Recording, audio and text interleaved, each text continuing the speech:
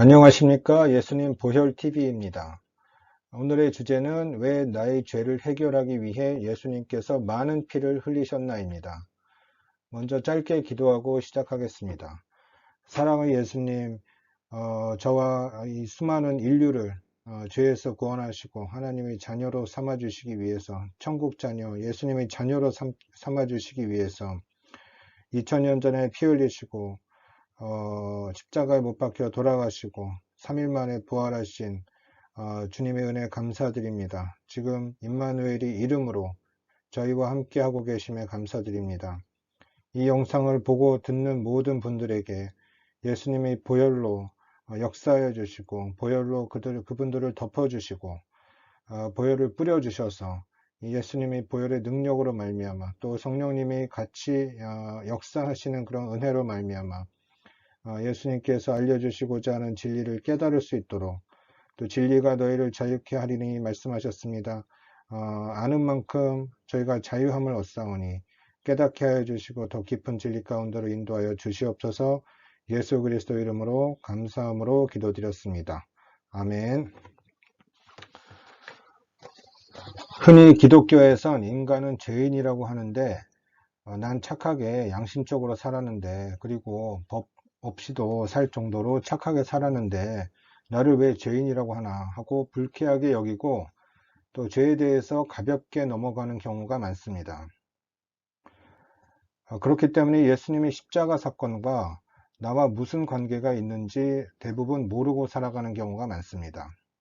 오늘은 도대체 죄가 무엇이기에 예수님의 몸속에 있는 피를 다 흘리시며 비참하게 서서히 돌아가셨는지를 알아보겠습니다.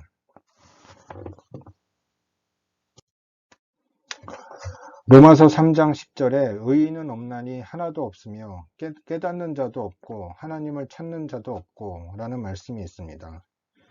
그리고 로마서 3장 23절에 모든 사람이 죄를 범하였음에 하나님의 영광에 이르지 못하였나니 라는 말씀이 있습니다. 이 모든 사람에는 나 자신도 포함됩니다. 각 나라마다 민주국가에서는 헌법이 있고 헌법을 어기는 것이 죄라고 또 죄를 범했을 때 감옥에도 가두지만 성경에서 말씀하고 있는 죄는 이러한 표면상의 죄가 아닙니다. 영적인 또 부분의 죄입니다. 죄가 무엇인지 알기 위해서는 그 기원을 알아야 되는데 창세기 2장 3장을 이해를 해야지 알 수가 있습니다. 창세기 2장 17절에 선악을 알게 하는 나무의 열매는 먹지 말라. 내가 먹는 날에는 반드시 죽으리라 말씀하셨습니다. 선악과 언약을 세우시며 또 선악과 열매를 먹는 바로 그 즉시 죽으리라 하신 언약을 아담과 세우십니다. 아담과 세우셨지만 대표성의 원리로 인해서 사실 우리와도 우리 모든 그 아담 이후에 태어날 인류와도 이런 언약을 세우신 것이나 마찬가지입니다. 실제로 이 나무의 열매는 먹는 순간 영혼 육이 죽어서 영원한 생명을 잃고 하나님과 영원히 분리되게 만들 수 있는 그런 무서운 죄를 행할 수 있는 능력을 주는 나무였습니다. 선악과 나무의 실체는 우리로 하여금 죄를 행할 수 있는 능력을 주는 나무였기 때문에 하나님께서 먹지 말라고 금하셨던 것입니다.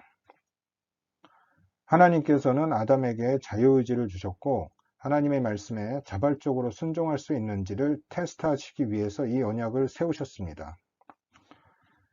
예나 지금이나 저주받아서 악으로 가득 차서 하나님을 대적하는 일만 하는 거짓말밖에 할 수 없는 루시퍼, 사탄 마귀라고도 하죠. 하나님의 형상을 가진 아담과 하와를 속이고 자기처럼 죄짓고 타락시켜서 하나님에게서 끊어놓으려고 치밀한 계획과 지속적인 시도를 했습니다. 루시퍼는 본인을 드러내지 않고 간교한 뱀을 이용해서 뱀을 통해서 선악과 열매를 먹으면은 전능한 하나님과 같이 되어서 하나님 보좌에 앉아서 내 뜻대로 만물을 다스릴 수 있다고 속였습니다. 창세기 3장에 보면은 히브리어에서 엘로힘이라는 신명을 사용하면서 하와를 먼저 속였습니다. 엘로힘이란 말은 삼위일체 개념이 들어가 있고 신들이라는 말씀이고 또 창조주라는 그런 의미를 가지고 있습니다. 전능하신 창조주라는 의미를 가지고 있습니다. 성경을 보면은 창세기 2장에 선악과 언약을 세울 때 여호와라는 신명이 등장합니다. 여호와란 말은 언약을 지키시는 하나님, 또 언약에 충실하신 하나님이라는 그런 신명입니다. 그래서 우리가 선악과 언약이라는 그런 언약을 통해서 하나님과 관계를 맺게 되는데, 이 마귀가 하와를 속일 때는 이 여호와라는 말은 쏙 빼버리고 엘로힘 하나님이란 말만 강조해서 네가 그 열매를 먹으면은 전능하신 하나님처럼 능력이 전능한 그런 상태로 된다라고 속였습니다.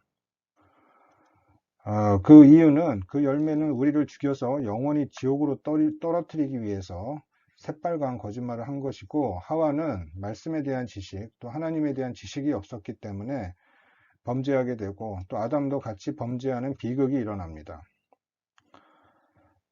3년 전 새벽 기도 시에 하나님께서 비전으로 하와가 선악과를 먹는 장면을 보여주셨는데, 크기가 큰 둥그런 선악과를 먹는 순간 하와의 온 몸이 악으로 물들면서 검게 변하며 그 영혼이 욕심, 악, 교만 등 안 좋은 것들로 물드는 모습을 보았습니다. 순식간에 물드는 모습을 보았습니다. 그때 커다란 아나콘다 같은 사실 아나콘다보다 더 커 보이는 굉장히 악해 보이는 뱀이 공중에서 떠 있으면서 하와가 먹는 장면을 보며 먹자마자 목표를 달성했을 때 느끼는 승리감 같은 것에 도취되어 있는 그런 악한 모습도 보였습니다. 선악과를 먹는 순간 마귀의 성품인 악으로 물들면서 영원히 하나님과 살 수 있는 그런 영이 죽어버리고, 또 그 결과로 혼과 육도 같이 죽어서 사망에 이르게 된 것입니다. 하와가 실수로 먹은 것일까요? 아닙니다. 하와는 정말로 전능한 엘로힘 하나님처럼 될 수 있다고 믿었고 확신했기 때문에 먹은 것입니다.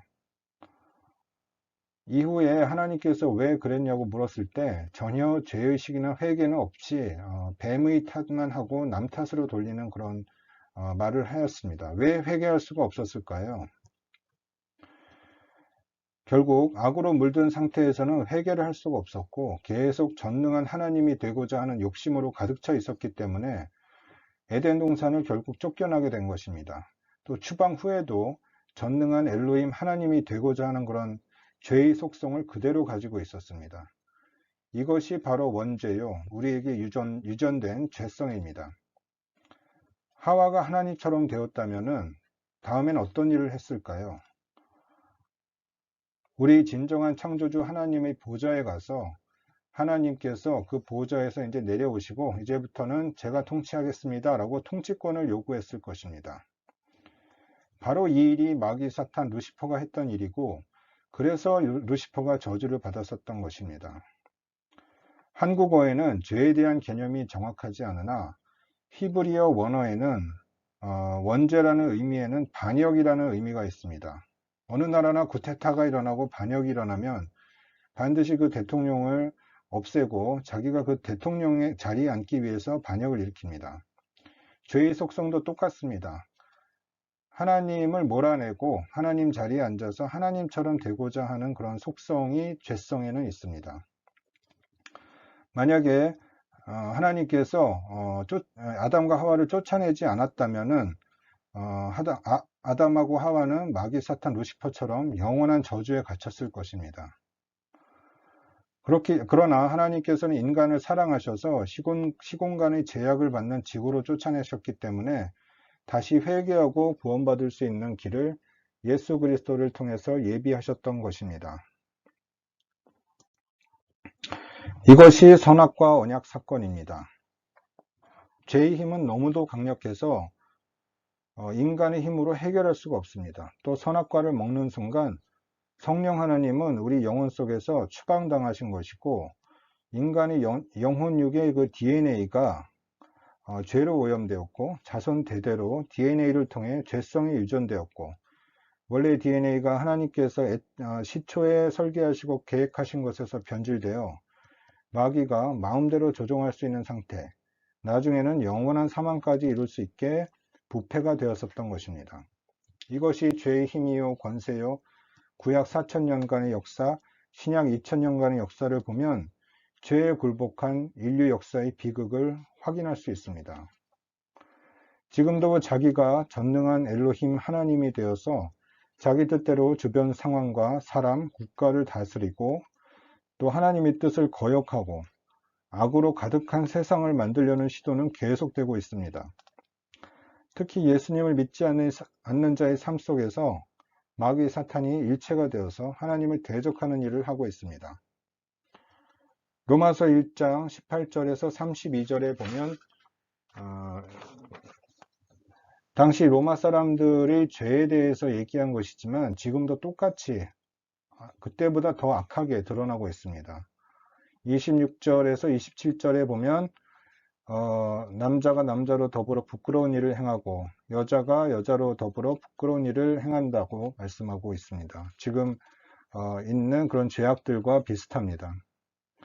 29절에 온 모든 불의, 추악, 탐욕, 악의가 가득한 자요 시기, 살인, 분쟁, 사기, 악독이 가득한 자요 수근수근하는 자요 비방, 하나님께서 미워하시는 자요 능욕하는 자요 교만하고 자랑하고 악을 도모하고 부모를 거역하는 자요 우매하고 배악하고 무정하고 무자비한 자라. 이 죄에 대해서 이렇게 나열하고 있습니다. 이 여러 가지 죄악들은 사실 선악과 열매 안에 있었던 그런 죄들입니다. 마가복음 7장 20절에서 23절에 보면 또 이르시되 사람에게서 나오는 그것이 사람을 더럽게 하느니라. 속에서 곧 사람의 마음에서 나오는 것은 악한 생각, 음란, 도둑질, 살인, 간음, 탐욕, 악독, 속임, 음탕, 질투, 비방, 교만, 우매함이니 이 모든 것이 다 속에서 나와 사람을 더럽게 하느니라 말씀하고 있습니다. 갈라디아서 5장 19절에는 육체의 일에 대해서 말씀하고 있는데 음행, 더러운 것, 호색, 우상숭배, 주술, 원수 맺는 것, 분쟁, 시기, 분냄, 당짓는 것, 분열함과 이단, 투기, 술취함, 방탕함 이런 육체의 일을 행하는 자들은 하나님의 나라를 유업으로 받지 못할 것이다 라고 말씀하고 있습니다. 지금 이 세계에서 일어나고 있는 악들을 보면은 여기에 다 해당이 됩니다.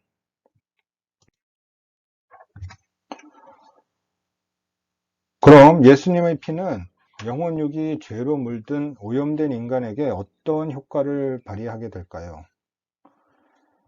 예수님의 보혈은 예수님의 생명이고 보혈이 역사하는 곳에는 성령님이 역사하십니다. 항상 삼위일체 하나님께서는 같이 일하시기 때문에 생명을 주되 풍성히 주는 일을 하십니다. 하나님께서는 우리 인간이 연약해서 죄와 마귀를 스스로의 힘으로 극복할 수 없다는 걸 아시기에 자유의지를 갖고 예수님께 의지하면 그리고 믿음으로 구하면 믿음으로 구원을 얻는 법에 근거하여 우리를 죄와 마귀의 힘과 권세로부터 건져주시는 것입니다. 이것이 구원입니다. 나의 죄를 용서하시고 구원하신 예수님을 구세주로 마음속에 영접하면 예수님의 피가 영적으로 뿌려지고 덮여지며 신비한 하나님의 능력으로 우리 영혼육의 DNA에 데모처럼 박혀있던 원죄가 뽑혀지고 죄사함이 이루어지고 죽었던 영이 살아나며 성령님께서 임하시며 다시 생기가 불어넣어지며 다시 태어나는 영적으로 다시 태어나는 중생의 과정이 이루어지게 되는 것입니다. 중생, 곧 born again이라는 말은 마치 갓난아기가 태어나는 것과 같아서 그동안 죄성에 길들여져 변형된 혼과 육의 부분은 여전히 뒤틀린 채로 원죄에 의해서 뒤틀려져 있는 채로 남아 있습니다. 그렇기 때문에 성화라는 과정을 통해서 점차 죄된 세속적인 생각, 마음, 가치관을 버리고 점점 하나님의 거룩하신 성품으로 변화되어 예수님의 형상을 닮아가는 과정이 있어야 구원이 온전해집니다. 만일 중생을 했는데 여전히 죄 가운데 있고 불의한 죄를 당연시 여기는 삶을 산다면 마귀는 가만히 놔두지 않습니다. 결국 다시 그 사람의 영혼을 사로잡으며 하나님을 부인하며 지옥으로 끌고 갈 수도 있는 것입니다. 우리는 자유의지 가운데 지속적으로 하나님께서 원하시는 선을 택하고 예수님의 삶의 방식으로 따라가야 하며 그것이 천국 가는 좁은 길입니다. 빌립보서 2장 12절에 나의 사랑하는 자들아 너희가 나 있을 때뿐만 아니라 더욱 지금 나 없을 때에도 항상 복종하여 두렵고 떨림으로 너희 구원을 이루라 말씀하고 있고, 로마서 8장 1절에 보면 그러므로 이제 그리스도 예수 안에 있는 자들에게는 결코 정죄함이 없나니 이는 그리스도 예수 안에 있는 생명의 성령의 법이 죄와 사망의 법에서 너희를 자유케 하였느니라 이런 말씀이 있는데, 여기서 정죄한다는 이런 말씀은 최후 심판 때에서 지옥 형벌을 받는다는 말입니다. 그렇기 때문에 예수님을 진정으로 믿는 사람들은 지옥 형벌을 면하고 하나님의 자녀가 된다는 그런 말씀이고,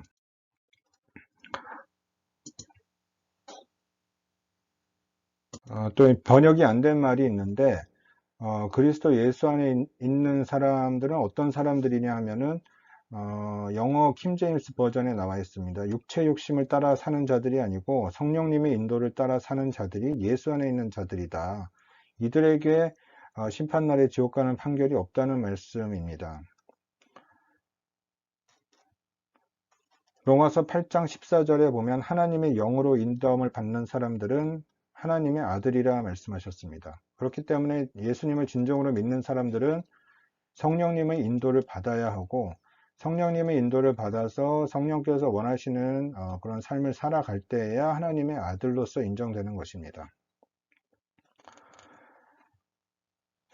이 슬라이드에 보이는 예수님께서 재림하시는 모습을 보면은 참 마음이 설레고 굉장히 기대가 되는데, 우리가 이 세상을 떠나기 전까지는 육을 가지고 있고 또 죄성으로 인해 변하지 않는 영혼육의 부분이 있기 때문에 항상 죄에 넘어질 수 있고 타락할 수도 있습니다. 이 사실을 하나님도 아시고 마귀도 알고 있습니다. 그렇기 때문에 매일 기도하고 회개, 말씀 묵상을 통해서 또 성화 과정을 통해서 점점 영적인 성장을 이루어가지 않으면 안 됩니다. 요한일서 2장에 믿음의 종류에 대해서 나옵니다. 어린아이 믿음이 있고 청년의 믿음이 있고 아비의 믿음이 있습니다. 청년의 믿음 정도는 되어야 죄와 마귀를 분별하며 싸울 수 있고, 적어도 아들 믿음은 되어야 좀처럼 죄와 마귀에 넘어지지 않는 강한 믿음의 상태가 됩니다. 지금 이 시대는 예수님 재림 직전인 7년 환란기로 들어가기 직전의 상태입니다.